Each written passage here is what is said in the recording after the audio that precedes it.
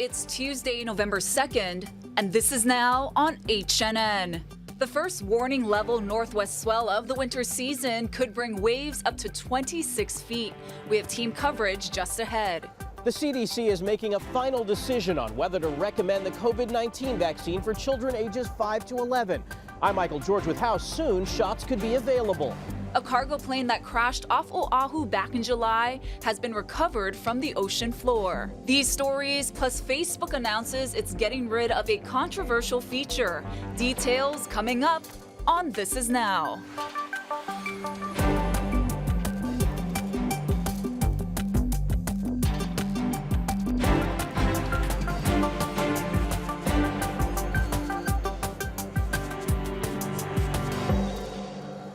Aloha on your Tuesday afternoon. It is Casey and Ashley joining him, filling in for Jonathan for a little bit as he's got some much-deserved time off. Ash, and of course we've got a lot of news to get to, but the big story today, the surf is up on the North Shore. It sure is. The National Weather Service has issued a high surf warning for parts of the state, and forecasters say the highest sets could top 25 feet. Guy Hagi kicks off our team coverage on the winter swell.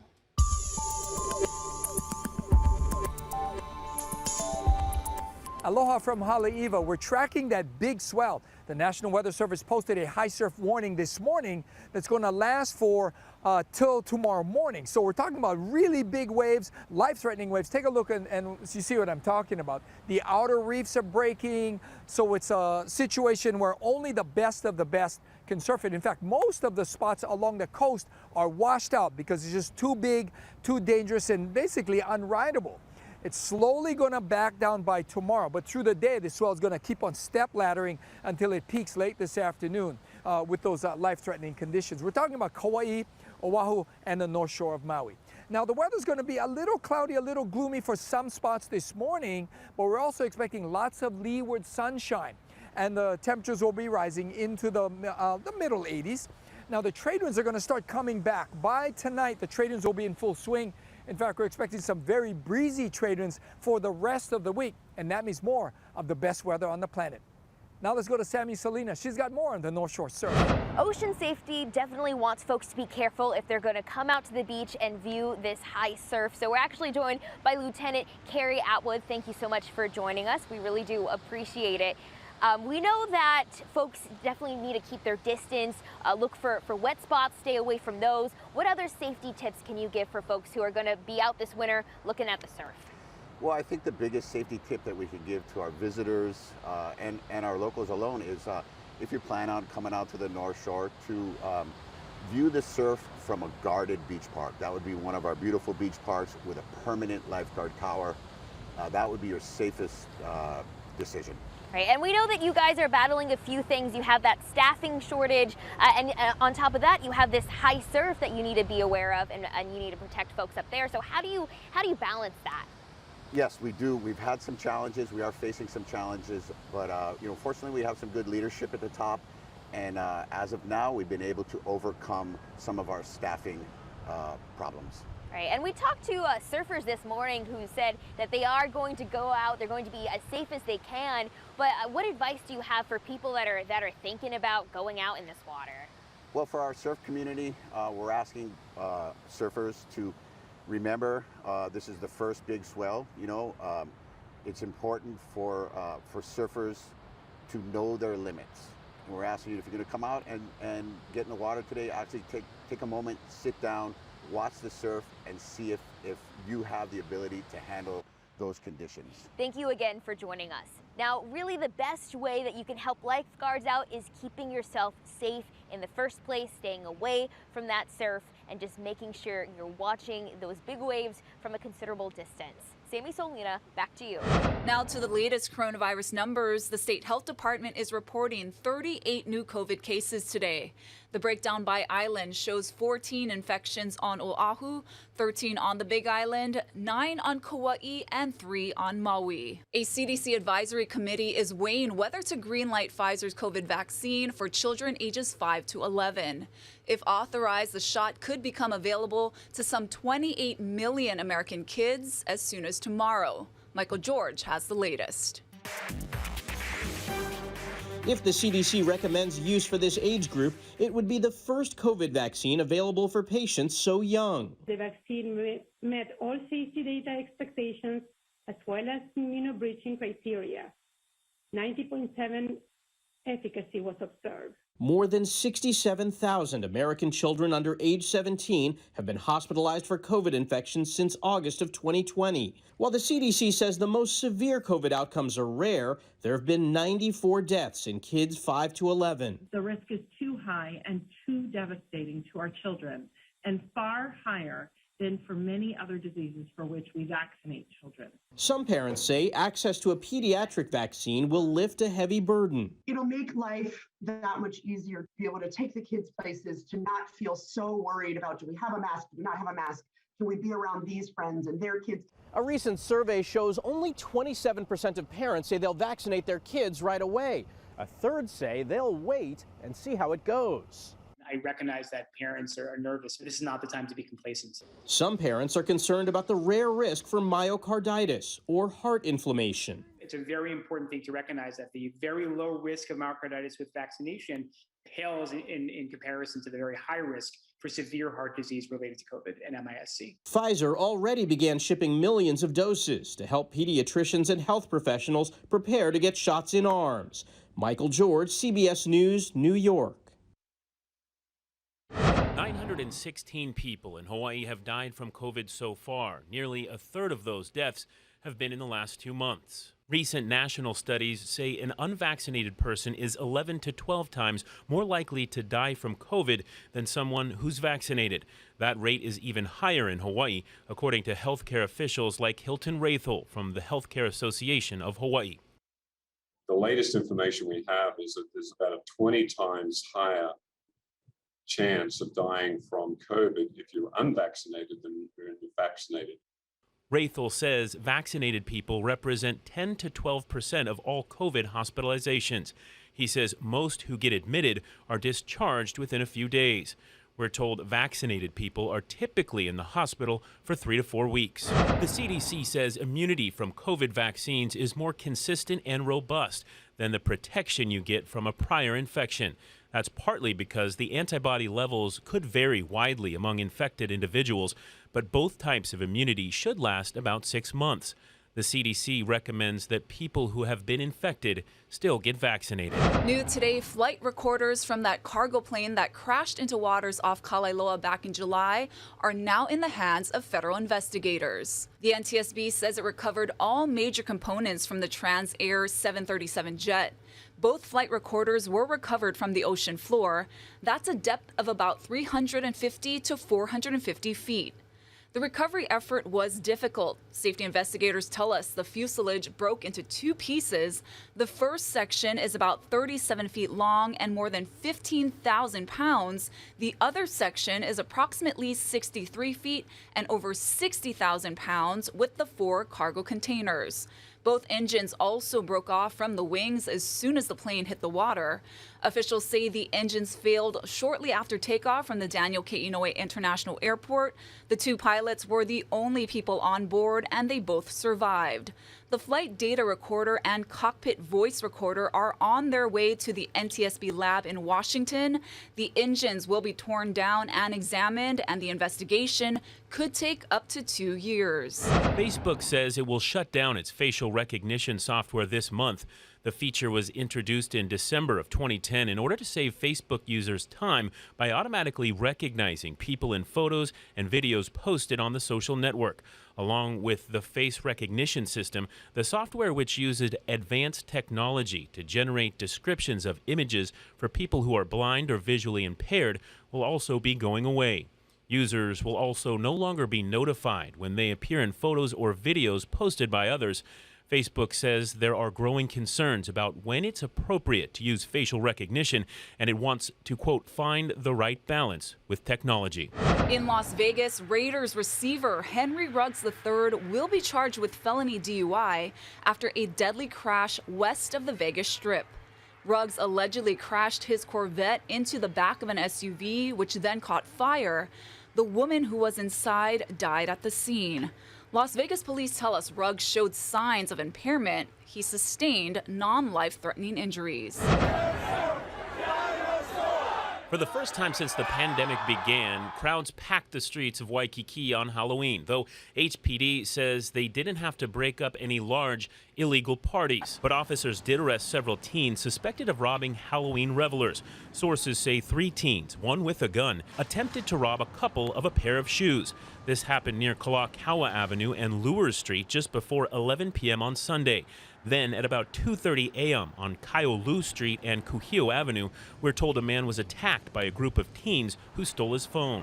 Here at home, new details on that fatal Halloween crash on Maui. Lisa Denise has the latest.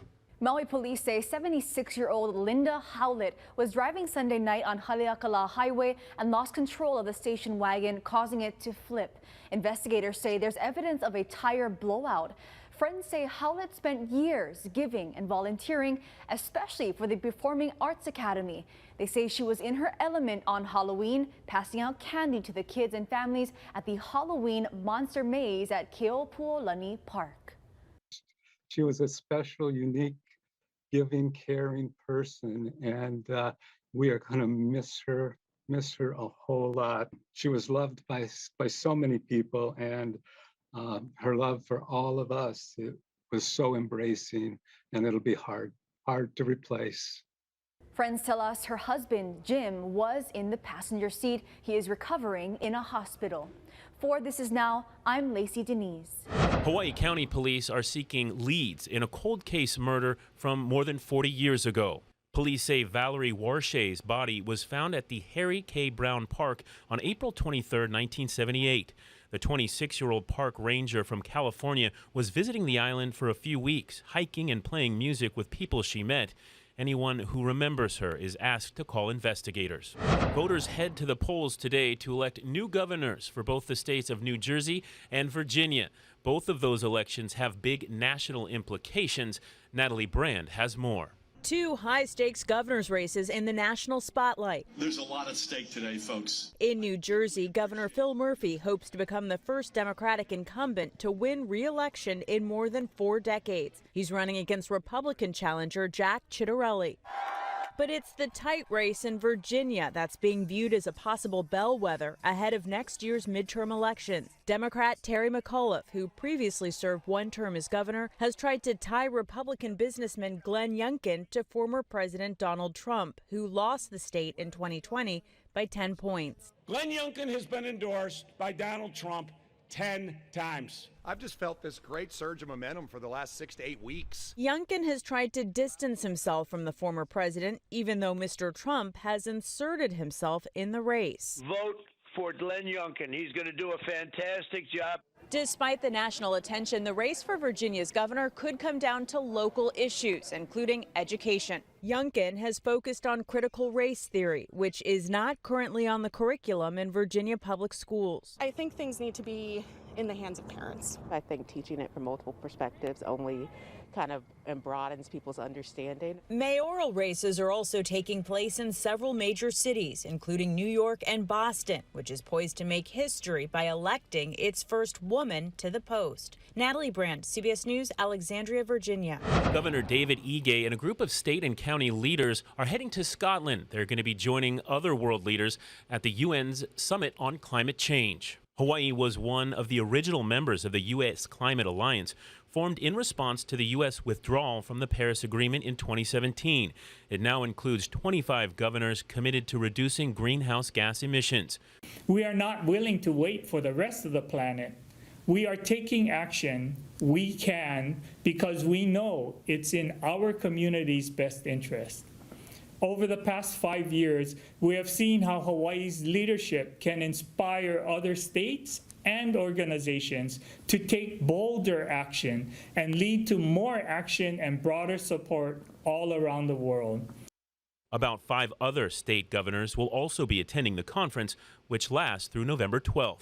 Now, at that conference, President Biden unveiled a new plan to reduce methane emissions that significantly affect global warming. Skylar Henry has the latest. The single most important thing that's gotten the attention of the world is climate.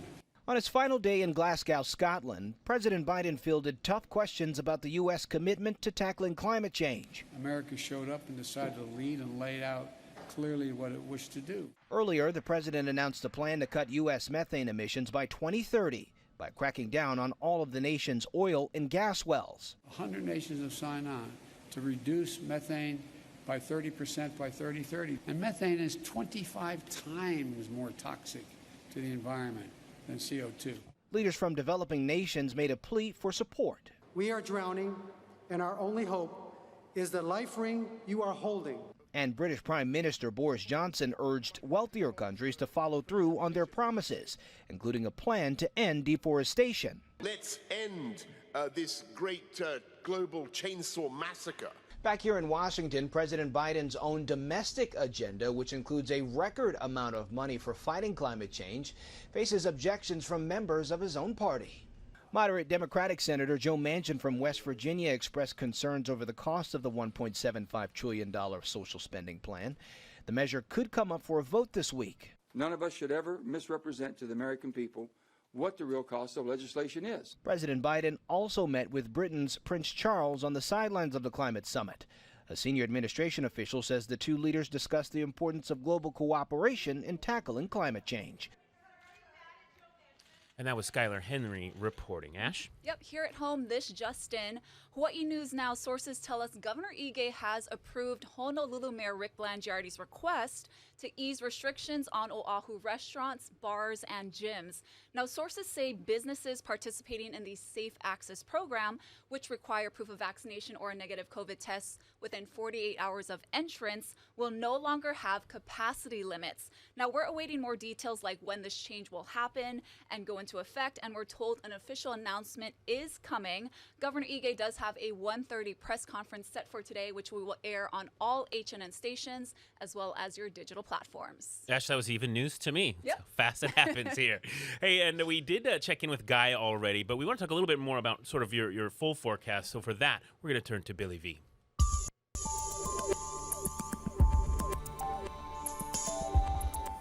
On your Monday, we're talking about big, life-threatening, dangerous surf on the north and west-facing shorelines, and that's why the high surf warnings have been posted for both of those shorelines. Look at this. North Shore, 22 to 26-foot surf. Guy Hoggy was out there earlier on the dry sound reporting for Sunrise and was talking about this. Once again, huge, dangerous surf. 15 to 20 feet over on the west side.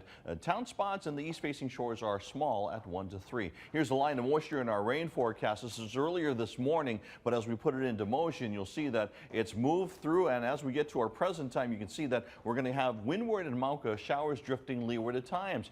Our regular trade wind weather is starting to build in, and as we get towards Friday and into the weekend, you can see that it's going to be gusty trade wind weather. Those winds are going to be blowing 15 to 25 miles per hour. So as we take a look at the 7-day forecast, you can see that today it's going to be those variable winds till late afternoon. Then they'll start to switch to northeasterlies and daytime high near 85 degrees. Tomorrow, trade winds kind of kick in, and then they get stronger and gustier on Thursday, and they remain that way as we go all the way through the weekend. Daytime high once again about 85 degrees and 86 degrees later on in the week. Get the latest on air, online, on your mobile device, and at HawaiiNewsNow.com. Thank you so much, Billy. Checking in on what's making the rounds on the internet. Check this out. An emu on the loose caused quite a stir in South Carolina this morning. A reporter for the NBC affiliate there in Greenville County was on his way to work when he spotted this and took video. The emu was just trotting through a parking lot. There were people looking out for it a short time after. There's no real word on where it may have come from, which is disturbing. I wish we need to update this story when we find out. There's some fun facts, though, about the emu. It's the second largest living bird by height. That's second to its more famous relative, the ostrich. Emus, they're native to Australia, and they have tiny, useless little wings. And Ash, a funny story. When I was a reporter in Spokane, we would often go out for the moose on the loose story. It happened all the time. They would come into town, like by schools. Schools would go on lockdown and stuff. And one of the editors there said, it's improper grammar to call it a moose on the loose because it's already wild. Right. But I imagine that emu probably came from somewhere other than just Greenville, Probably South a zoo, Carolina. yeah, but moose can be dangerous. Yeah, right? they can. Yeah, That's why you the don't mess schools, with them. the playground, you couldn't go out to recess. Yeah. It was moose season there. Pretty All funny right. stuff. Well, we're sticking with the avian theme, guys. North Korea's 충분히 state 갖춰져 media 있습니다. is promoting the consumption 새로 of 일도선 black 차원이 다를 swans. 것 Now, the country's ruling party newspaper said black swan meat is delicious and has medicinal value. So it appears North Korea's economic troubles and chronic food shortages are forcing the country to innovate. The media there also reported the completion of a swan farm with an industrial-scale breeding system. But experts say swan meat will not resolve the North's food situation as long as they're under sanctions over its nuclear weapons. Now, North Korea has denied a recent report from the UN that said thousands of the country's most vulnerable are at risk of starvation. And here's an update. Do you remember reports last year of a jetpack man flying near LAX? Well, take a look at this. We're learning one of those sightings may not have been a man after all. Pictures and video released by LAPD show what appears to be a balloon that looks like Jack Skellington. Yep, that's the character from The Nightmare Before Christmas. Or some kind of robot. Yeah, that's so terrifying. The FBI says this may be a possible explanation for what pilots were seeing last year. There were 3 alleged jetpack sightings reported then. Oh, man, that was a little creepy. Yeah. Would you eat black swan meat, by the way? I think I would try anything once. Yeah, me too. Well, Halloween is over. I promised the last Halloween story we're going to do, and this one's cute. It's some kids, one kid, they got a little greedy when it came time for trick-or-treating. Check out this story.